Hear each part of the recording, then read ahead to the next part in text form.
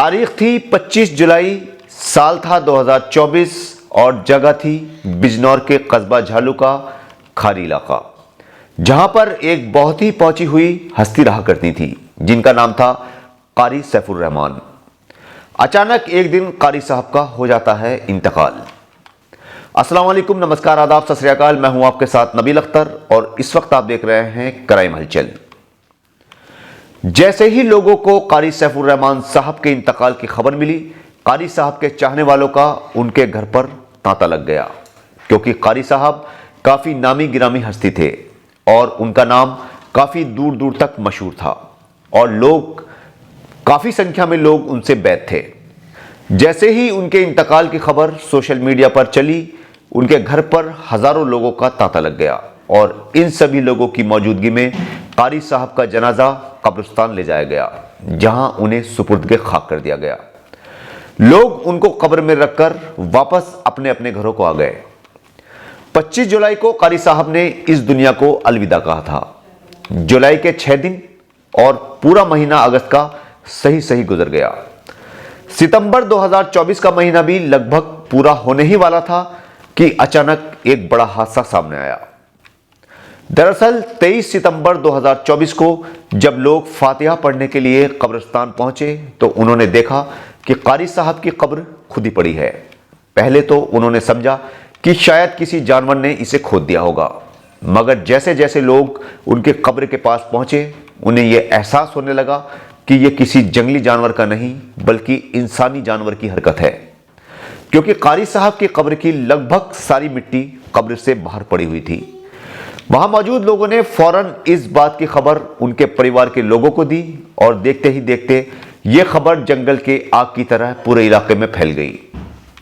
Social media का जमाना है, पूरे देश और देश से बाहर भी कारी साहब की कब्र खोदे जाने का मामला फैल चुका था। परिजन जब कब्रिस्तान पहुंचे और उनका कफन खोलकर देखा गया तो पाया कि कारी साहब का सिर्फ धड़ ही धड़ वहां पर मौजूद था, उनका सर किसी ने काट लिया था। ये बात जैसे ही बाहर निकली, लोगों में गुस्सा फैल गया। पुलिस तक भी ये बात पहुंची तो पुलिस फोर्स फौरन खारी के इस कब्रिस्तान की तरफ हुली जिसमें कारी सैफुर रहमान साहब की कब्र मौजूद थी।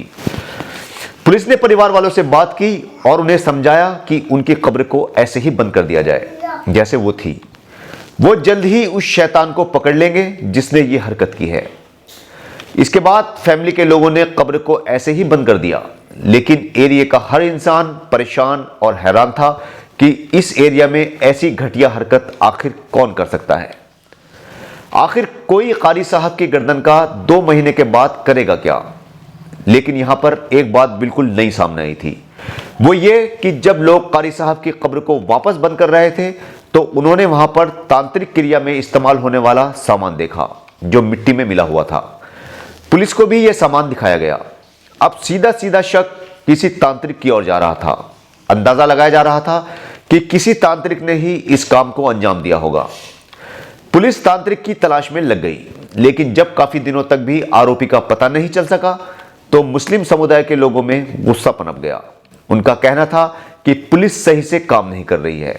अगर पुलिस चाहे तो जरा सी कोशिश के बाद ही आरोपियों को पकड़ सकती है। चारों तरफ से पुलिस पर प्रेशर पड़ना शुरू हो चुका था, लेकिन आरोपी थे कि पुलिस के हत्थे चढ़ ही नहीं रहे थे। अचानक पुलिस की छानबीन के दौरान तंत्र क्रिया करने वाले 2 लोगों के नाम पुलिस के सामने आए। इनमें एक था रामवीर सिंह, जो गांव फिरोजपुर उग्रसैन बिजनौर का रहने वाला था, और दूसरे का नाम था कसीमुद्दीन, जो खारी का ही रहने वाला था। इन दोनों को पुलिस ने पकड़ लिया और इनसे पूछताछ शुरू की गई। शुरू में तो इन्होंने पुलिस को कुछ भी नहीं बताया, लेकिन जब इन पर सख्ती बढ़ी तो इन्होंने पुलिस के सामने तोते की तरह रटा रटाया सब कुछ बता दिया। इन्होंने पुलिस को बताया कि ये दोनों साथ में मिलकर तंत्र मंत्र का काम किया करते थे और सट्टे का नंबर भी लगाते थे। इन्होंने पुलिस को बताया कि कुछ वक्त से ये दोनों काफी परेशान चल रहे थे और इनके सट्टे का नंबर भी नहीं लग पा रहा था। तब इन्होंने सोचा कि चूंकि कारी साहब एक पहुंची हुई हस्ती थी तो हो सकता है कि उनकी गर्दन के जरिए ये कोई उपलब्धि हासिल कर लें या कोई बड़ी कामयाबी इन्हें मिल जाए, क्योंकि इन दोनों ने कहीं पढ़ा था कि अगर किसी आलिम की गर्दन पर अमल किया जाए तो बड़ी सिद्धि हासिल की जा सकती है। इसके लिए इन्होंने एक प्लानिंग तैयार की और उसी प्लानिंग के तहत ये दोनों रात के अंधेरे में खारी के कब्रिस्तान पहुंचे। ये अपने साथ एक फावड़ा भी लेकर गए थे। इन्होंने देखा कि रात ज्यादा होने की वजह से कब्रिस्तान में कोई नहीं है। इसी के चलते इन दोनों ने कारी साहब की कब्र को खोदना शुरू कर दिया। जब इन दोनों ने कारी साहब की पूरी कब्र खोद दी, तब रामवीर सिंह कब्र के अंदर उतरा और उसने धारदार हथियार से कारी साहब की गर्दन उतार ली और रामवीर कब्र से बाहर आ गया।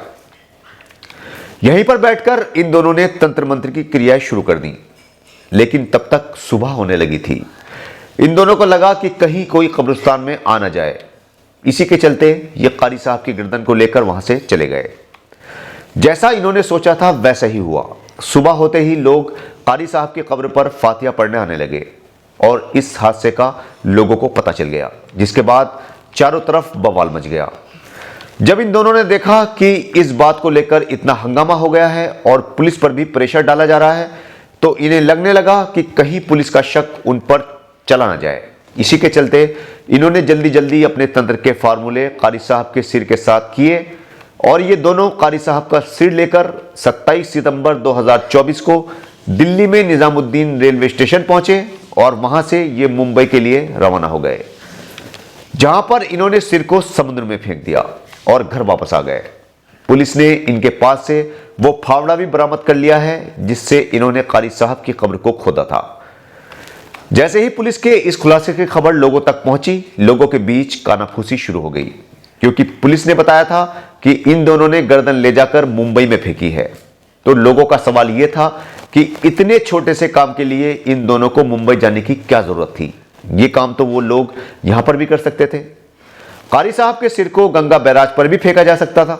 और लोगों के इस बड़े सवाल के साथ ही साथ कारी साहब के सिर का किस्सा भी शांत हो चला है। मगर लोग पुलिस के इस खुलासे से मुतमईन दिखाई नहीं दिए। उनके जहनों में अब भी यही सवाल चल रहा है। चाय की दुकानें हों या ढाबे, जहां पर भी कारी साहब के इस सिर के बारे में चर्चा होती है, सवाल वही होता है कि वो इस खुलासे से कहीं तक भी मुतमईन नहीं है। कल आपसे फिर मुलाकात होगी एक नई कहानी के साथ। तब तक अपना और अपने परिवार का अच्छी तरह से ख्याल रखिए और देखते रहिए क्राइम हलचल विद नबील अख्तर। जय हिंद।